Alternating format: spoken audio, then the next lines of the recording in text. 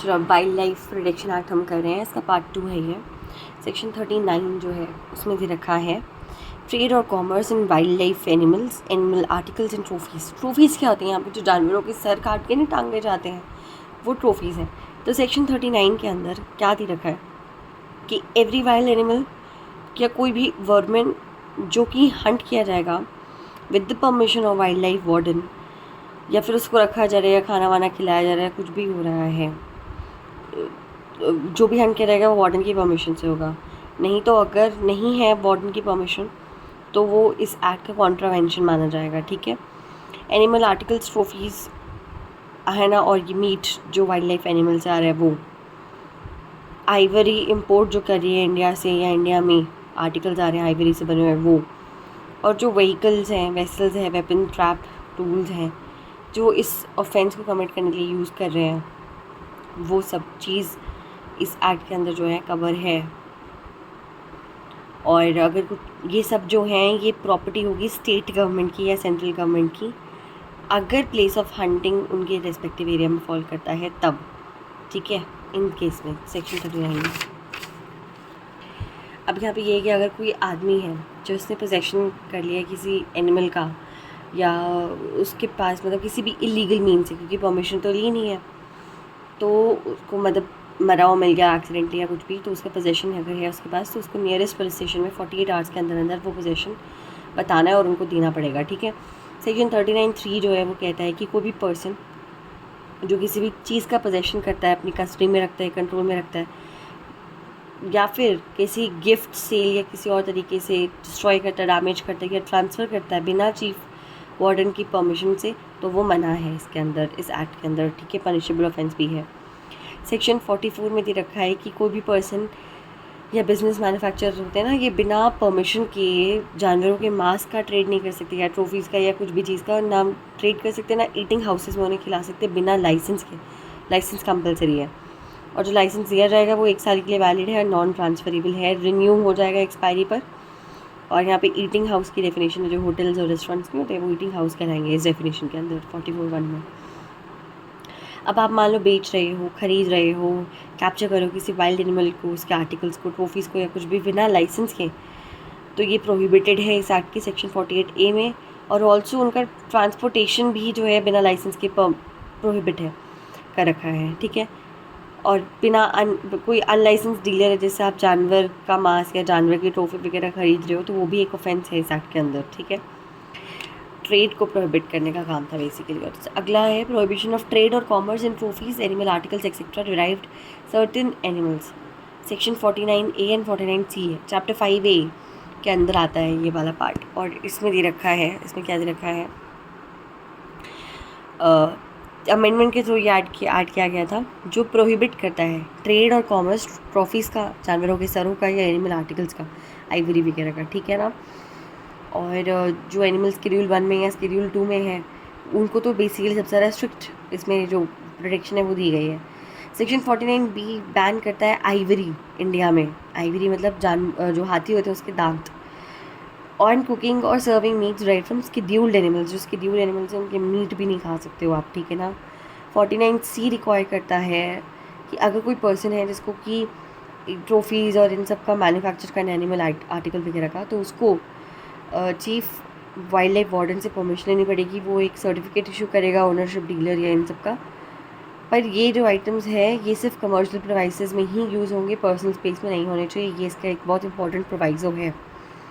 अब prevention of offences under wild life act chapter 6 में दे रखा है। चैप्टर 6 का सेक्शन 50 to 58 डील करता है अरेस्ट, सर्च, सीजर एक्सेट्रा से।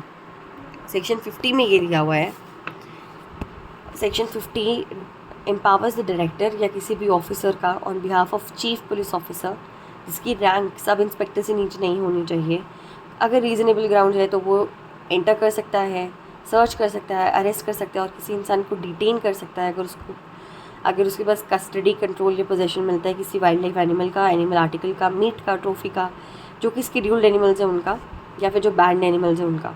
ठीक है ना। सब सेक्शन 4 सेक्शन 50 का ये कहता है कि जो भी पर्सन अरेस्ट होगा उसकी चीज़ें सीज़ कर ली जाएंगी, और ये सारी जो चीज़ें हैं ये जितना जल्दी हो सके मैजिस्ट्रेट के पास जो है पेश करी जानी चाहिए। और अगर सीज आर्टिकल गवर्नमेंट का नहीं है तो फिर उसका सेल या रिटर्न जो है उनको किया जाएगा, ठीक है। जो कोई भी ऑफिसर है जिसकी rank assistant director of wild life preservation से नीचे नहीं होनी चाहिए, या फिर assistant conservator of forest authorised by the state government, क्या कर सकता है, उसके पास क्या क्या पावर्स है, वो इन्वेस्टिगेट कर सकता है, वारंट इशू कर सकता है, अटेंडेंस जो विटनेस की है वो इन्फोर्स कर सकता है, इनको कंपेल कर सकता है कि वो डॉक्यूमेंट्स और मटेरियल्स जो है उसको पेश करें, और to receive and record evidence, ये भी एक बहुत इंपॉर्टेंट पावर है इनके पास, ठीक है। कोई भी एविडेंस जो रिकॉर्ड हो रहा है वो एडमिसिबल होगा, और ट्रायल जो होगा मैजिस्ट्रेट के सामने, उसमें वो उसके सामने मैजिस्ट्रेट के सामने अगर रिकॉर्ड है तो वो एडमिसिबल एविडेंस कहलाएगा, ठीक है ना। सेक्शन 50 जो है एक्ट का, it does not include a police officer from investigating the exclude a police officer. हाँ, पुलिस ऑफिसर भी इन्वेस्टिगेट कर सकता है, एक्सक्लूजन नहीं है उनका सेक्शन 50 के अंदर, पर स्पेशल प्रोविजंस हैं जो सेक्शन 50 में दे रखे हैं। उन प्रोविजंस को CPC के सेक्शन 192 है या 92 है, इसके कंप्लायंस में आपको सर्च एंड सीजर का काम जो है वो करना पड़ेगा। And the same will prevail in view of section 42 of CRPC, जहाँ पे सर्च एंड सीजर का ही दे रखा है। सेक्शन 50 क्लॉज 6 जो है एक्ट का, वो क्या कहता है कि कोई भी मीट है, अनक्योर्ड ट्रॉफी है, स्पेसिफाइड प्लांट या उसका पार्ट है, डेरिवेटिव जो कि सीज़ किया गया है वाइल्ड लाइफ प्रोटेक्शन वाली एक्ट की प्रोविज़न में, तो ऐसा अरेंजमेंट करना है कि उसका डिस्पोजल हो सके जल्द से जल्द। और जब आप इन्वेस्टिगेशन कर रहे हो तो इन्वेस्टिगेशन के लिए जो ऑफेंस है, offence against any provision of the act, any officer below the rank of assistant director of wild life या फिर असिस्टेंट कंजर्वेटर जो है वो स्टेट गवर्नमेंट के बिहाफ पे उसके पास पावर है कि वो सर्च वारंट लेके विटनेस की अटेंडेंस कंपेल करवाए, डिस्कवरी और ये सारी चीज़ जो अभी हमने बताई थी, जो वही सारी चीज़ सेक्शन 50 क्लॉज 8 में दे रखा है, ठीक है। अब बात करते हैं हम पेनाल्टीज़ की जो सेक्शन 51 में है। अब हम अगर पेनाल्टीज़ की बात करें तो सेक्शन 51 में पेनाल्टीज़ हैं जो मैंने बताया था जैसे, तो इसमें ना मेंस रे रिक्वायरमेंट नहीं है। आपका इंटेंशन था नहीं था, गिल्टी माइंड था नहीं था, इससे कुछ फ़र्क नहीं पड़ता। अगर आपने ऑफेंस किया है तो आप इसके एक्ट के अंदर पनिशेबल हो। तो सेक्शन 51 में क्या लिखा है, पहला कि अगर कोई पर्सन है जिसने कोई भी प्रोविज़न इस एक्ट का कॉन्ट्रावीन किया है एक्सेप्ट फॉर चैप्टर 5A और सेक्शन 38J, इन दोनों के अलावा कुछ भी अगर आपने कॉन्ट्रावीन किया है, कोई भी कमिट किया है क्राइम जिससे ब्रीच हुआ है किसी भी कंडीशन का या लाइसेंस के परमिट का, तो वो ऑफेंस के लिए गिल्टी माना जाएगा और उसका कन्विक्शन होगा। मिनिमम 3 साल, मैक्सिमम मिनिमम 3 साल तक है, मिनिमम मैक्सिमम नहीं है, 3 साल की सज़ा होगी और फ़ाइन होगा उसका 25,000 रुपये का, या दोनों भी हो सकता है। प्रोवाइडेड दैट, अब इसमें एक प्रोवाइज़ो है कि कोई ऑफेंस कमिट किया गया था किसी एनिमल के रिगार्डिंग जो कि स्पेसिफाइड है शेड्यूल 1 में या शेड्यूल 2 के पार्ट 2 में, उसके मीट का ट्रेड हुआ, ट्रॉफी का या कुछ किसी और चीज़ का भी अगर ट्रेड हुआ, तो वो जो है वो पनिशेबल पाया जाएगा वो इंसान, और उसकी सज़ा क्या होगी, उसकी इम्प्रिजनमेंट 3 साल से लेकर 7 साल होगी और जुर्माना 10,000 का होगा। अगर मान लो कि ये दोबारा होता है, फर्स्ट टाइम ऑफेंडर के बाद सेकंड टाइम ऑफेंडर है, तो इम्प्रिजनमेंट 3 साल से 7 साल के बीच और फाइन जो है वो 20,000 रुपये हो जाएगा, ठीक है। अब 1A लिखा है कि अब जैसे मैंने ऊपर एक्सेप्शन था ना 5A और 38J, तो 5A के अंदर अगर आप ऑफेंस कर रहे हो तो आपकी सज़ा 3 से 7 साल के बीच होगी और जुर्माना आपका 10,000 से कम नहीं हो सकता। और 1B जो 38J में मैंने बताया था ना, उसमें अगर आपको सज़ा हो रही है तो आपको 6 महीने के लिए जेल में रहना पड़ेगा और फ़ाइन आपका 2,000 रुपये या दोनों भी लग सकता है, ठीक है। अब इसमें प्रोवाइज़ो है कि अगर ये आपकी सेकंड कन्विक्शन अगर हो रही है तो 1 साल की सज़ा होगी और 5,000 रुपये जुर्माना होगा, ठीक है। ये जो एक्ट है इसको 2006 में अमेंड किया गया था और इसमें ये भी दे रखा है कि अगर कोई इंसान किसी कोर टाइगर रिजर्व वाले एरिया में कुछ ऑफेंस करता है, हंटिंग करता है टाइगर्स की या कुछ भी ऐसा कुछ करता है, तो उसकी जो फर्स्ट कन्विक्शन होगी उसमें वो 3 साल से लेकर 7 साल तक की सज़ा रहेगी और 50,000 रुपये से लेकर 2 लाख रुपये जुर्माना होगा। अगर सेकंड टाइम कन्विक्शन हो रहा है तो 7 साल की सज़ा तो है ही है, साथ में एक फ़ाइन होगा जो 5 लाख से लेकर 50 लाख के बीच में होगा, ठीक है। अगर मान लो अबेटमेंट हो रहा है उस ऑफेंस का वो कोई इंस्टिगेट करे कि तू जाके ये ऑफेंस कर, तो अबेटमेंट की भी सेम सज़ा है, ठीक है। और अगर अगर ऐसा है कि एनिमल की आर्टिकल, ट्रॉफी या मीट वगैरह या कुछ भी जो है वो उसे यूज़ करके कुछ ऑफेंस हो रहा है, तो स्टेट गवर्नमेंट उसे फोरफीट कर सकती है और लाइसेंस जो है उसको कैंसिल भी कर सकती है, ठीक है ना। फिर फर्दर आर्टिकल सेक्शन 360 जो है CRPC का, उसमें प्रोबेशन ऑफ ऑफेंडर्स एक्ट और सेक्शन 360 ऑफ CRPC एक्ट किसी भी कन्विक्टेड इंसान पे अप्लाई नहीं होगा अनलेस एंड अनटिल अगर वो माइनर है तो, ठीक है।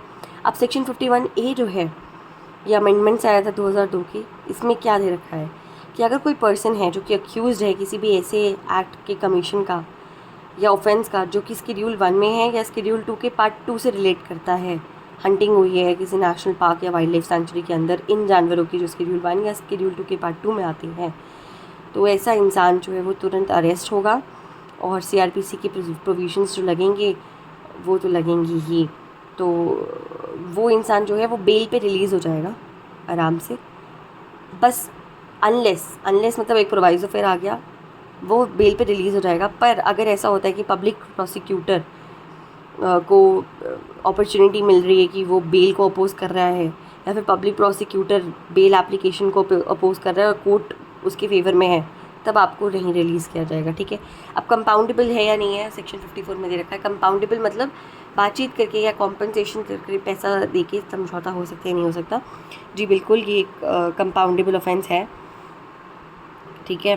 तो सेक्शन 54 में ये दे रखा है कि सेंट्रल गवर्नमेंट के पास ये पावर है कि वो नोटिफिकेशन से, मतलब ये देखो अब यहाँ पे ऑफिसर्स की रैंक आ जाती है ना, डायरेक्टर वाइल्ड लाइफ प्रिजर्वेशन या फिर CWW या फिर डेप्यूटी कंजर्वेटर ऑफ फॉरेस्ट जो है, ये लोग जो हैं किसी भी इंसान को उससे एक पर्टिकुलर अमाउंट लेके पैसे का और उसका लाइसेंस रद्द करके और उसको ये वार्निंग देके कि वो अगली बार ये ऑफेंस नहीं करेगा, कंपाउंडेबल ऑफेंस, उसको छोड़ सकते हैं और उसके ऊपर सारे मुकदमे जो है वो कैंसिल हो जाएंगे अगर वो ऐसी धनराशि पे कर देता है।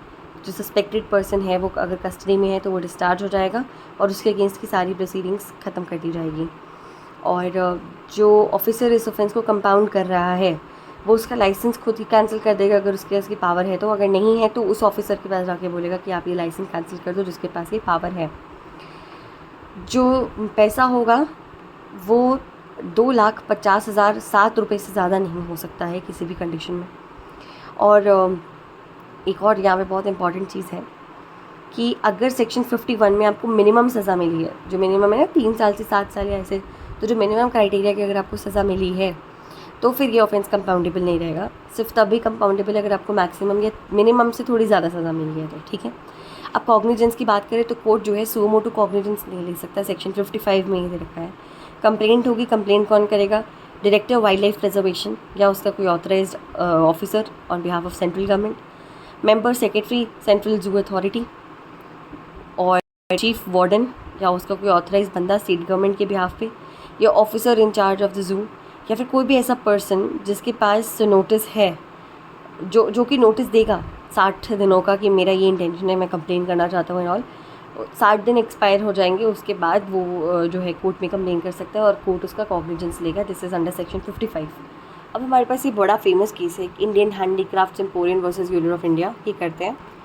तो ये जो केस था ना, Indian handicrafts emporium versus union of India, 2003 का केस था। अब क्या हुआ था ना, एक अमेंडमेंट आई थी 1991 में जिसमें ये आइवरीज और ये इसका काम करना, इसका इंपोर्ट करना भी मना था, इसका इंपोर्ट करना मना था, इसकी जो आइवरी से रिलेटेड जो आर्टिकल्स हैं वो पोजेशन में रखना भी मना था। तो हाईकोर्ट में ये मामला चला गया। ये लोग कहने लगे तो हमारे 19(1)G का वायलेशन है, हम कोई भी ट्रेड प्रैक्टिस कर सकते हैं। तो हाईकोर्ट ने तो अमेंडमेंट को अपहेल्ड किया। सेम सुप्रीम कोर्ट में गई थी अपील और सुप्रीम कोर्ट ने जो है कॉन्स्टिट्यूशनल चैलेंज को बिल्कुल माना और कहा कि नहीं, बिल्कुल 19(1)G का वायलेशन तो हो रहा है, लेकिन कोर्ट ने ये भी कहा कि जो डायरेक्टिव प्रिंसिपल्स जो इकोलॉजिकल बैलेंस है हम उसे डिस्टर्ब करके ये नहीं कर सकते, आपका 19(1)G प्रोटेक्ट नहीं कर सकते because it is subject to reasonable restrictions. ये था फाइनल।